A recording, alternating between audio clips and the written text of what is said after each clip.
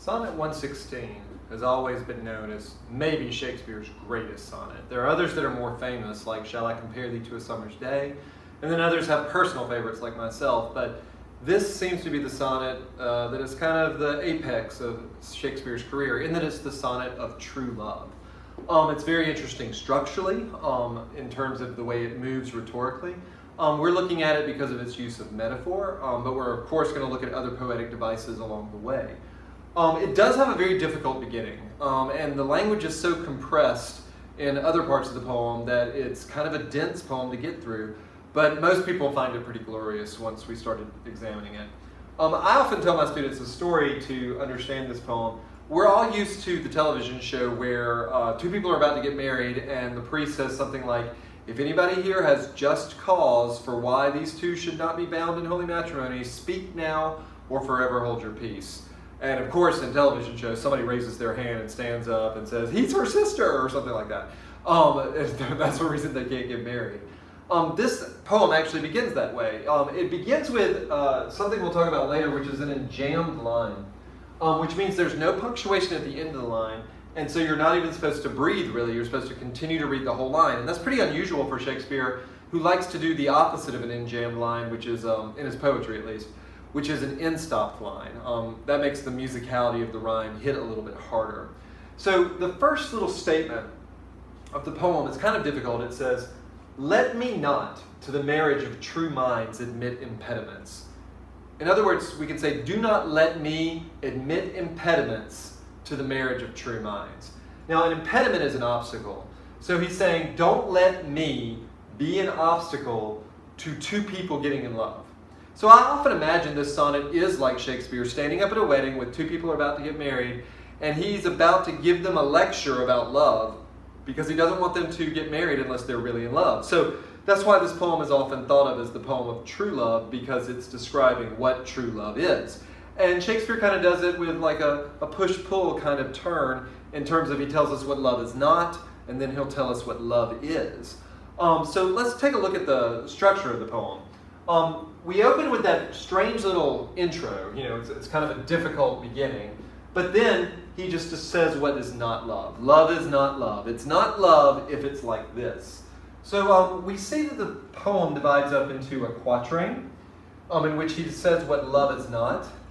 And then it has a second quatrain, in which he says what love is. And then at the end, the last quatrain before the couplet, which is always so dramatic in Shakespeare, he kind of does both at the same time. You know, he sort of push and pulls at the same moment. So let's unpack some of the imagery and metaphor that he uses in this poem to see how Shakespeare defines what is the essence of love. So it begins with, "Let me not to the marriage of true minds admit impediments.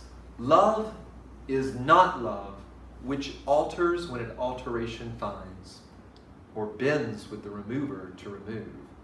So basically he tells us love doesn't do two things. Love does not alter when an alteration finds. What does that mean?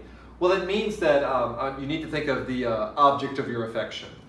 It means that if I truly love somebody, I will not try to change them. I will not try to alter them. Love does not change when it finds change in its beloved. So if I love somebody and they have a terrible car accident and they're injured, if I truly love them, then my love will not change just because they have altered. Shakespeare just says it in a really compressed way. He says, love is not love, which alters when an alteration finds. So love doesn't do that. We could say that that's love moving in this direction. And then we can say, love does not bend with the remover to remove. And I tell my students to think of a remover as some sort of pliers or tweezers or something. Like, if you love somebody, you do not go to them and say, "I love everything about you except this. I'd like to take that away." You don't try to remove anything. So if we try to sum up what is so condensed in Shakespeare, you can see how genius he is in that he makes a big idea fit into a very small space.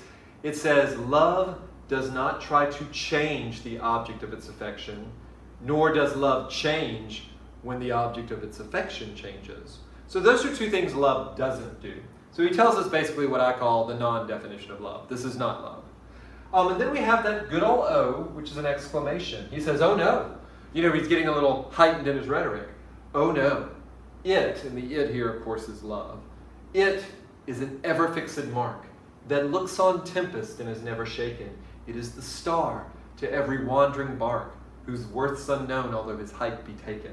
Now, this is the metaphor part of the poem, where it's really, really strong, right? First, he says that love is an ever-fixed mark. I often tell my students to think of a landmark.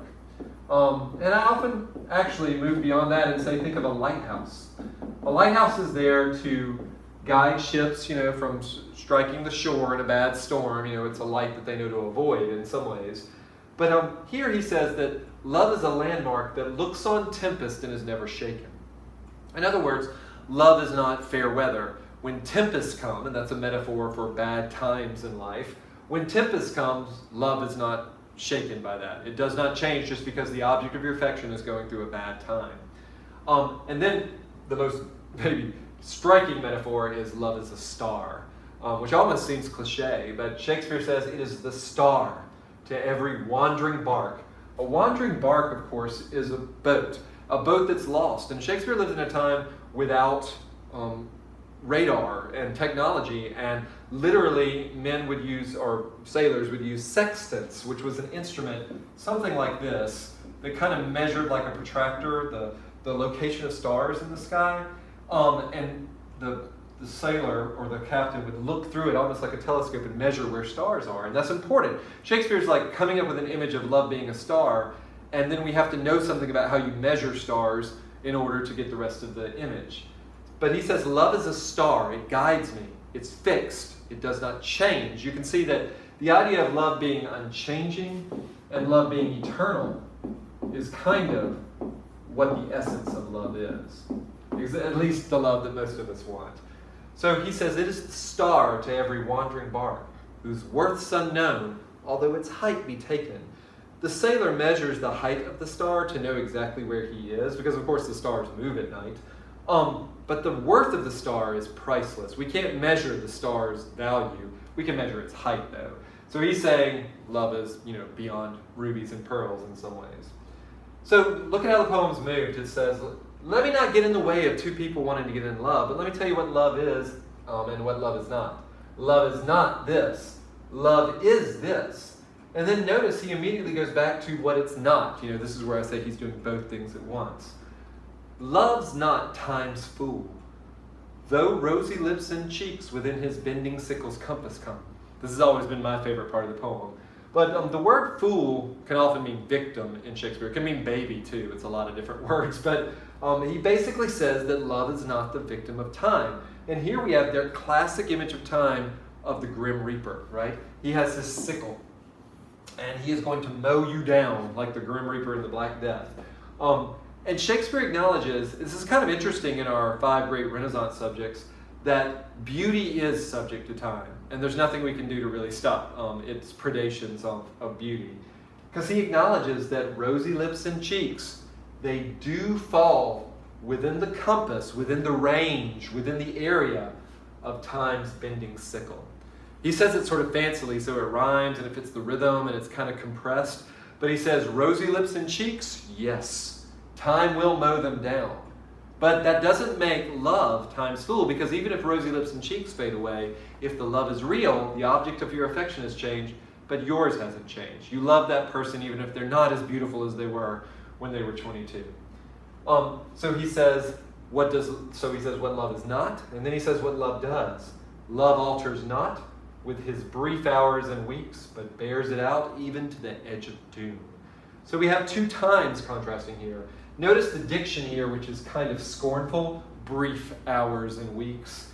But love bears it out, whatever tempests come, whatever bad times come, love bears it out even to the edge of doom. So from hours and weeks to, doomsday, the end of time itself. So Shakespeare has taken us through definitions of love. Love is not this. Love is this. Love is not this. Love does do this.